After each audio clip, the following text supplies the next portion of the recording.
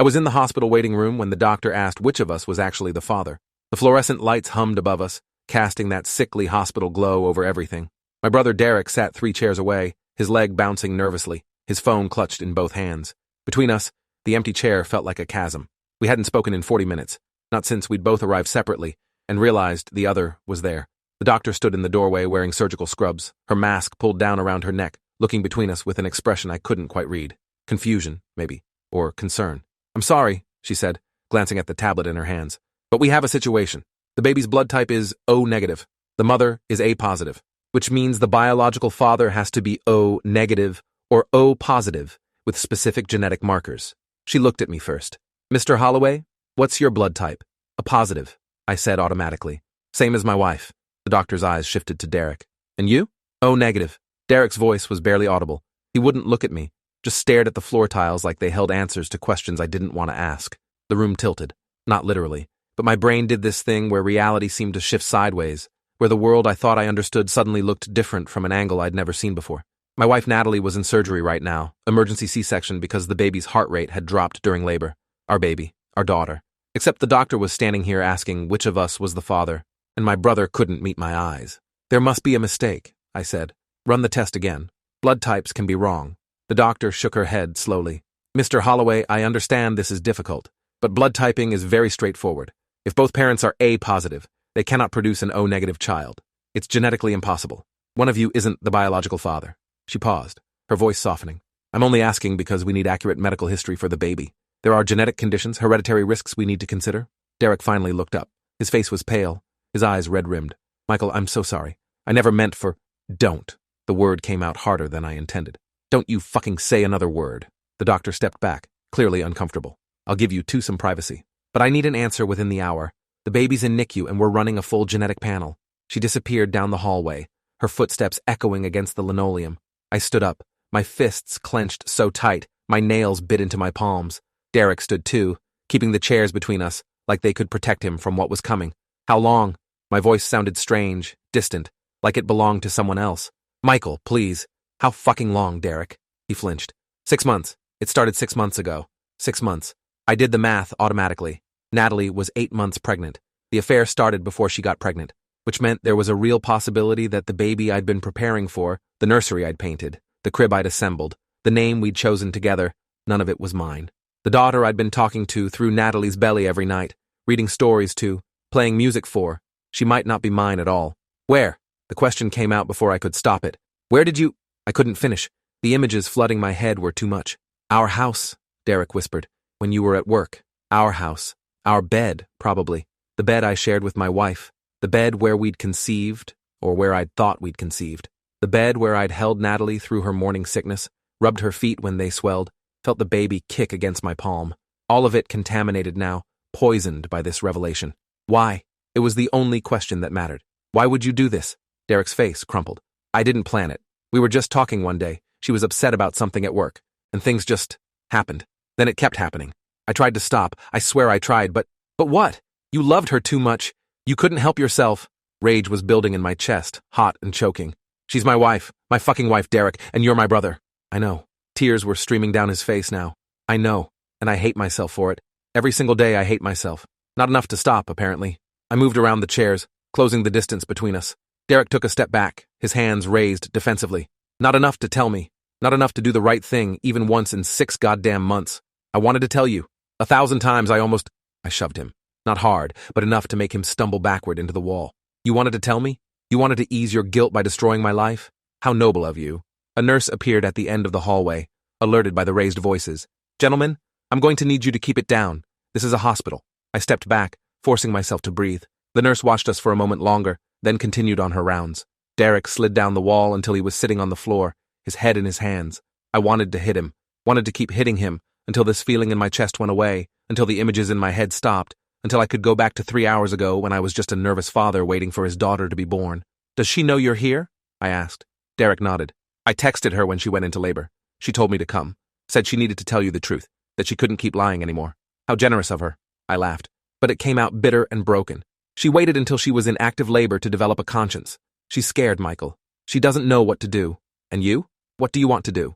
Derek looked up at me, his face a mess of tears and snot. I want to disappear. I want to go back in time and never start this. I want, his voice broke. I want her to be yours. I want this baby to be yours, because you'll be a better father than I could ever be. That's not how biology works. I sat down on the floor across from him, suddenly too tired to stand.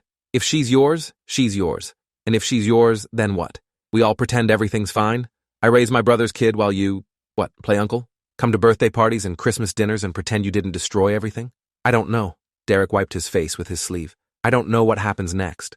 We sat in silence for a long time. Somewhere down the hall, a baby was crying. Not my baby. Maybe not my baby. That thought kept circling in my head like a vulture.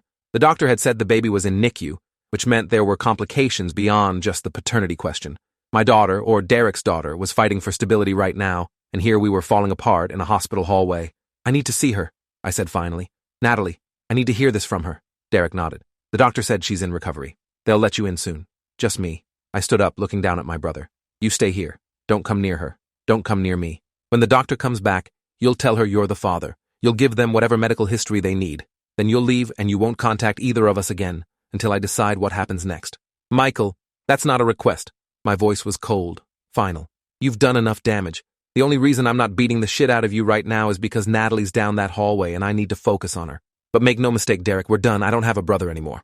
I walked away before he could respond, before I could see his face crumple again, before I could feel anything that resembled sympathy for him.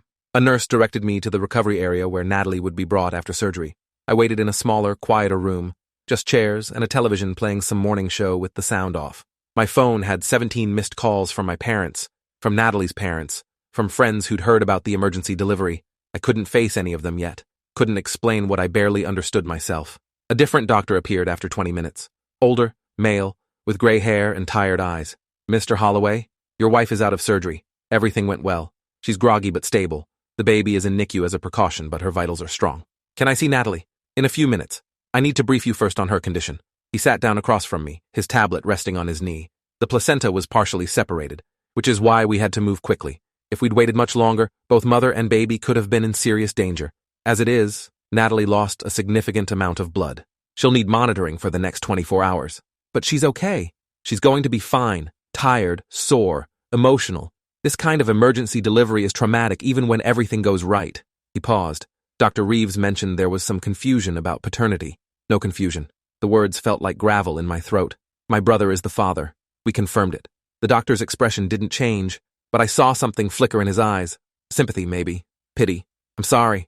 That must be incredibly difficult. I want a DNA test. Official, legal, whatever you need to do. I need to know for sure. Of course. We can arrange that. It's a simple cheek swab for you and the baby.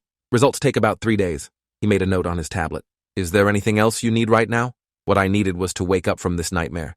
What I needed was for the last 6 months to be different. For Derek to have stayed away. For Natalie to have been faithful. What I needed was for that baby in the NICU to be mine with absolute certainty, not this question mark hanging over everything. But I couldn't say any of that to this stranger with his tired eyes and his clinical sympathy. I need to see my wife. He led me down another hallway to a recovery room where Natalie lay in a hospital bed, her face pale against the white pillows, an IV line running into her arm. She looked fragile in a way I'd never seen before, small and breakable. When she saw me, her eyes filled with tears. Michael, don't. I pulled a chair close to the bed but didn't reach for her hand. Just tell me the truth. All of it. She closed her eyes, tears streaming down her temples into her hair. It started at your birthday party. Derek and I were in the kitchen. You were outside with everyone else. We'd been drinking. He said something that made me laugh and suddenly we were kissing. I stopped it that night, pushed him away. But then he texted me a few days later and... I don't need the play-by-play, I interrupted. I need to know if you think the baby is his. Natalie's hand moved to her stomach, now flat beneath the hospital gown. I don't know. The timing... It could be either of you. I was with both of you during that week. Jesus Christ. I stood up, pacing the small room. You were sleeping with both of us and you didn't think to mention it? You didn't think I deserved to know? I wanted to tell you so many times. Her voice was small, broken. Every time I felt her kick, every ultrasound appointment, every time you talked about being a father. I wanted to tell you, but I was terrified. Terrified of losing you, terrified of what it would do to your family, terrified of being alone. So you just kept lying, kept sleeping with my brother. Kept pretending everything was fine while you destroyed our marriage from the inside. It wasn't like that. I ended things with Derek 2 months ago. I told him it was wrong, that I chose you, that I wanted our family to work. 2 months ago? I did the math. So you were still fucking him 6 months into your pregnancy? She flinched at the language. It was complicated. He kept saying he loved me, that he'd leave everything to be with me. I was confused and scared and what? You just couldn't help yourself? Poor Natalie, torn between two brothers. What a terrible position to be in. The sarcasm tasted bitter. Did you think about me even once? Did you think about what this would do when the truth came out? Every second of every day. She was crying harder now, her whole body shaking. I hate myself for what I've done. I hate that I've hurt you. But I love you, Michael. I've always loved you. Don't. I held up a hand, stopping her. Don't say that word to me right now. You don't get to say you love me after spending 6 months sleeping with my brother. You don't get to claim love while lying to my face every single day. A nurse knocked and entered, checking Natalie's vitals on the monitor. She glanced between us, clearly sensing the tension, but said nothing. After adjusting the IV drip, she left with a quiet, "Call if you need anything." The silence stretched. Outside the window, dawn was breaking, painting the sky in shades of pink and orange. In another life, this would have been one of the happiest days of my existence. The birth of my first child, the beginning of our family. Instead, I was standing in a hospital room, wondering if anything about my life was real. "I want a DNA test," I said finally. "The doctor's arranging it." Natalie nodded, wiping her eyes with the back of her hand. "Okay, and I want you to tell me something honest. Right now, no bullshit.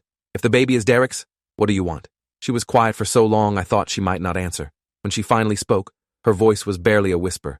"I want her to be yours. I want this family to be ours. I want to raise her together and have the life we planned." "That's not honest. That's what you wish would happen. What do you actually want?" More silence. Then, "I don't know. If she's Derek's, I don't know what I want. I don't love him the way I love you. What we had, it was physical. It was escape. It was wrong. But if she's his, he deserves to know his daughter. And she deserves to know her real father. Even if it destroys what's left of this family? I don't know if there's anything left to destroy." She looked at me, her eyes red and swollen. "Is there? Can you forgive me?" I wanted to lie, to say yes, to pretend we could move past this.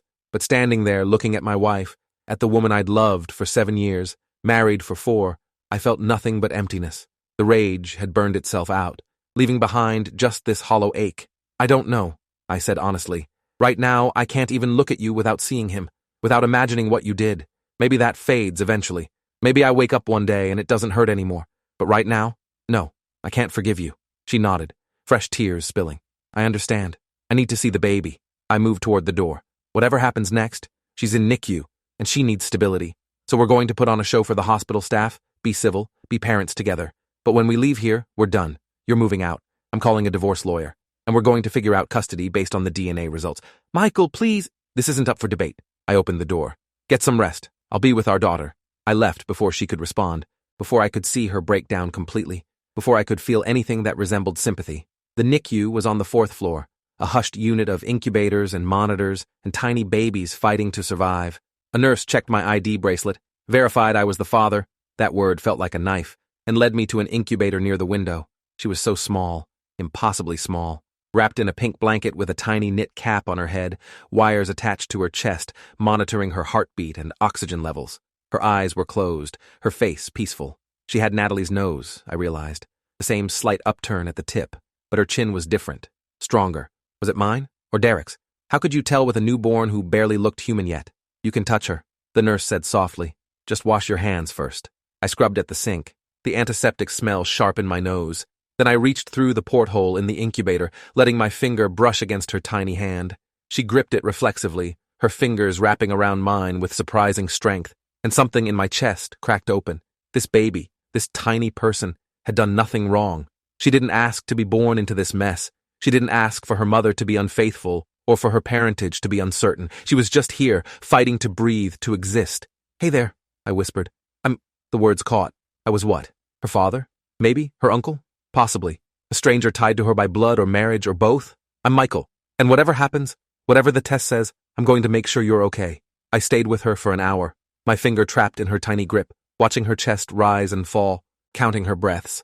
Other parents came and went, checking on their own babies, having quiet conversations with nurses.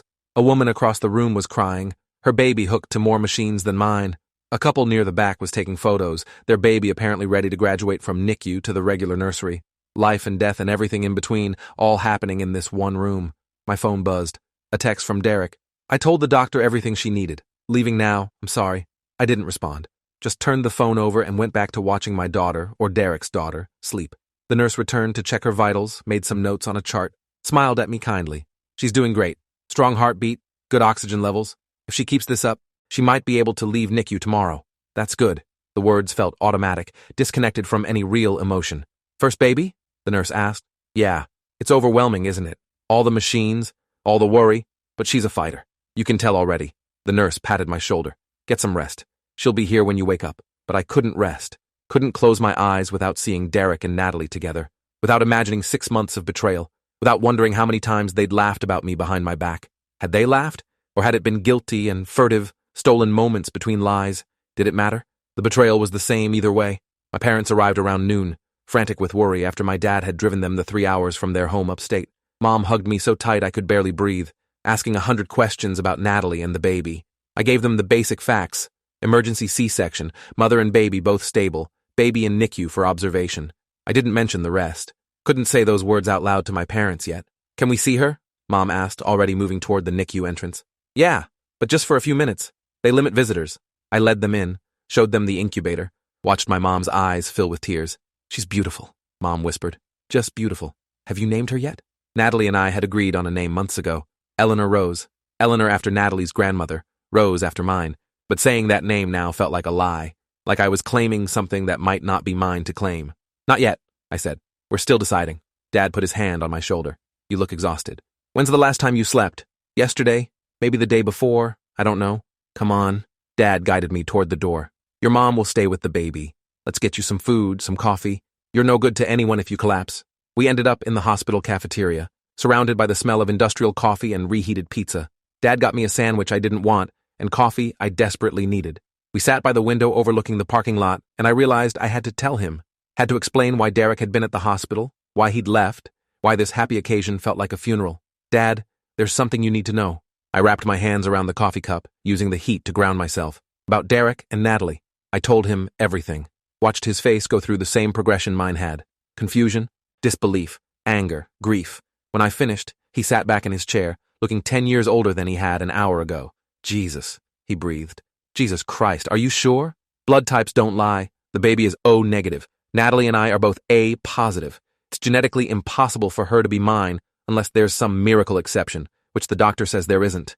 Dad's hands clenched into fists on the table. I'm going to kill him. I'm going to actually kill Derek. Get in line. How could he? Dad's voice broke. How could he do this to you? To our family? He's your brother. He was supposed to. He couldn't finish. Just sat there with his head in his hands, shoulders shaking. Seeing my father cry was somehow worse than everything else. Dad was the strong one, the rock, the man who'd taught me how to throw a baseball and change a tire and treat women with respect. Watching him break down over Derek's betrayal made it all more real, more permanent. I don't know what to do, I admitted. The rational part of me says divorce Natalie, cut Derek out completely, walk away from all of it. But then I think about that baby up there, and I can't just, she didn't ask for this. No, she didn't. Dad wiped his eyes. And neither did you. Whatever you decide, your mother and I support you. But Michael, you need to think very carefully about what you can live with. Can you raise a child who might not be yours? Can you look at her every day and not see Derek? Can you forgive Natalie enough to co-parent? I don't know. That's what I keep saying. I don't know anything anymore. We sat in silence, drinking terrible coffee, watching people come and go. Families visiting sick relatives, doctors grabbing quick meals between shifts, patients shuffling by in wheelchairs and IV poles. Life continuing, despite personal catastrophe. The world didn't stop spinning because my marriage had imploded. My phone rang. Natalie's mother, Barbara. I let it go to voicemail. Then it rang again, and again. Finally, I answered. Michael, thank God. Barbara's voice was shrill with panic. We've been calling for hours. Is Natalie okay? Is the baby okay? Why aren't you answering? Everyone's fine. Baby's in NICU, but stable. Natalie's recovering from the C-section. Oh, thank God. We're getting on a plane now. We'll be there tonight. Barbara, wait. What's the baby's name? What does she look like? Send photos. Barbara, stop. I closed my eyes. There's something you need to know before you come here. I told her. Not everything, but enough. That there were complications beyond the medical kind. That Natalie and I were having serious problems. That maybe she should call Natalie directly before making travel plans. Barbara went silent. And then I heard her crying. And then her husband David took the phone. What happened? David's voice was hard, protective. What did you do to my daughter? I didn't do anything. Natalie had an affair with my brother for 6 months, and the baby might not be mine. More silence. Then, that's not possible. Natalie would never. Ask her yourself, but do it over the phone because I don't want you here. Not yet. Not until we figure out what happens next. I hung up before he could respond, before I had to hear him defend his daughter, before I had to explain again how thoroughly my life had been dismantled. Dad was watching me. That was harsh. I don't have the energy to be diplomatic right now. If they want to support their daughter, fine, but they don't get to waltz in here and pretend I'm the villain. The DNA test happened that afternoon. A technician swabbed the inside of my cheek, then went to the NICU to swab the baby. Simple, clinical, taking less than 5 minutes. 3 days for results, they said. 3 days to know if I was a father or just a betrayed husband. 3 days to decide whether to walk away or stay and fight for a child who might not share my DNA.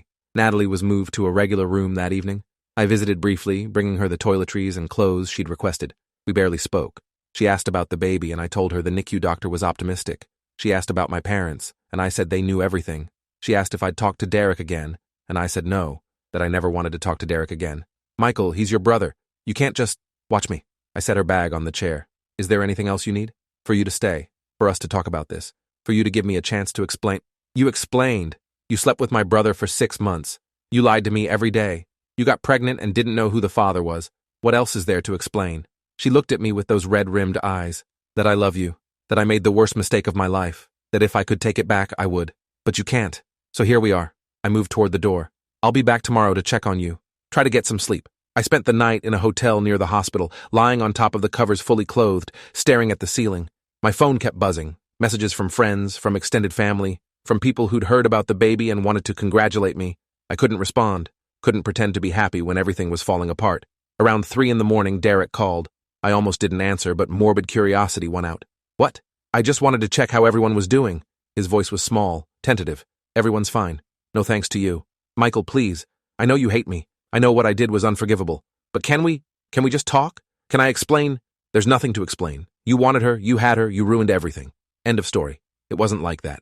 It wasn't about hurting you. Then what was it about Derek? What possible justification could you have? He was quiet for so long I thought he'd hung up. Then, I've been in love with her since the day you introduced us. I know that's fucked up. I know that makes me the worst brother in the world. But I've loved her for 7 years, and every time I saw you two together, it killed me. When she kissed me that night, I thought, maybe I finally had a chance. Maybe she'd choose me. The words landed like punches. You've been in love with my wife for 7 years? You came to our wedding? You watched us get married, knowing you wanted her? I thought I could get over it. I dated other women. I tried to move on, but nothing ever felt the same. And then that night at your birthday party, when she kissed me back. She kissed you? Natalie had said he kissed her. Another lie. Or did it matter who initiated? We kissed each other. It was mutual. And then afterwards, she texted me saying we needed to talk, and I thought, I don't care what you thought. I was shaking with rage. You're my brother. She's my wife. Those are the only facts that matter. And you destroyed both those relationships because you couldn't handle your feelings like an adult. I know, you're right. I'm a piece of shit. I deserve everything you're thinking about me. Good. We agree on something. I started to hang up, then stopped. Derek, one more thing. When the DNA results come back, if that baby is yours, I'll do what's right for her. I'll make sure she's taken care of, that she has what she needs. But you and me, we're done. No family dinners, no holidays, no phone calls. You're dead to me. And if that baby is mine, you never get to see her, never get to know her. You made your choice. Live with it. I hung up before he could respond and turned off my phone. Silence filled the hotel room, heavy and suffocating. I thought about my daughter, or niece, alone in that incubator, unaware of the mess surrounding her birth. She deserved better than this. Better than a father consumed by rage and betrayal. Better than an uncle who'd destroyed his brother's life. Better than a mother who'd lied for months. The next morning I returned to the hospital to find Natalie being discharged. She was moving slowly, clearly in pain from the surgery, but the doctors had cleared her to go home. Home. Our home. The place where Derek had been welcome, where the affair had happened, where every room now held contamination. I called my mom, Natalie said as I helped her into a wheelchair. She's coming tomorrow. She'll stay with me for a few weeks, help with the baby when she comes home from NICU. Fine. Michael, we need to talk about logistics. Are you coming home? What are we doing? I'm staying at a hotel until the DNA results come back. Then we'll figure out next steps based on that. And if she's yours? I stopped pushing the wheelchair, came around to face her. If she's mine, we'll work out shared custody. You can stay in the house until we sell it. I'll make sure you and the baby have everything you need financially. But we're still getting divorced. You won't even try? Won't give us a chance to work through this? Work through what, exactly? Work through you sleeping with my brother for 6 months? Work through you lying to me every single day? Work through you getting pregnant and not knowing who the father was? What part of that am I supposed to work through, Natalie? She was crying again, but I felt nothing. The tears that might have moved me a week ago were just water now, meaningless salt and regret. I made a mistake, she whispered. A mistake is forgetting to pay a bill or saying the wrong thing. 6 months of fucking my brother isn't a mistake. It's a choice. 100 different choices every single day. I wheeled her to the exit where her friend Rachel was waiting with a car.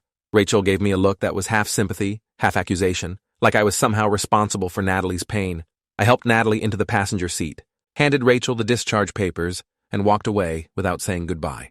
The next 3 days were surreal. I visited the baby twice a day, sitting by her incubator, watching her sleep, letting her grip my finger. The nurses started recognizing me, making small talk about how strong she was, how well she was doing. One asked if we'd chosen a name yet. I said no, we were waiting for DNA results that would determine if I had the right to name her. Natalie's parents arrived and immediately tried to corner me, to defend their daughter, to convince me to forgive her.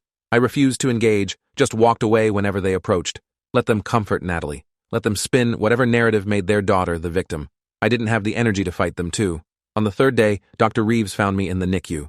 Her expression was carefully neutral, professionally sympathetic. "Mr. Holloway, the DNA results are back. Can we talk in private?" My heart hammered against my ribs. This was it, the moment that would determine everything. I followed her to a small consultation room, sat in the chair she indicated, and waited while she opened a file on her tablet. "I want to be direct," Dr. Reeves said. "The paternity test shows that you are not the biological father. The probability of paternity is 0%. Your brother is the biological father with 99.9% certainty." The words hit me like a physical blow even though I'd been expecting them. 0%. Not unlikely or low probability. 0.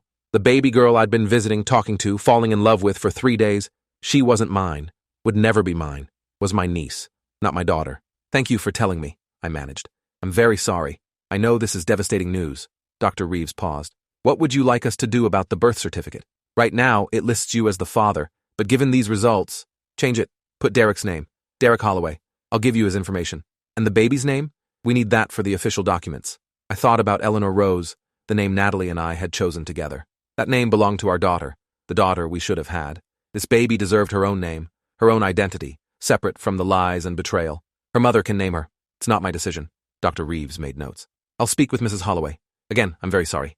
If you need resources for counseling or support, I'm fine." I stood up, needing to get out of that tiny room before I started screaming or breaking things or collapsing under the weight of this confirmation. "Thank you for handling this professionally." I went to the NICU one last time, stood by the incubator looking at this perfect, innocent baby who would never know me as her father, who would grow up hearing about the uncle who couldn't handle her mother's affair, who'd walked away rather than staying to help raise her. Would she understand?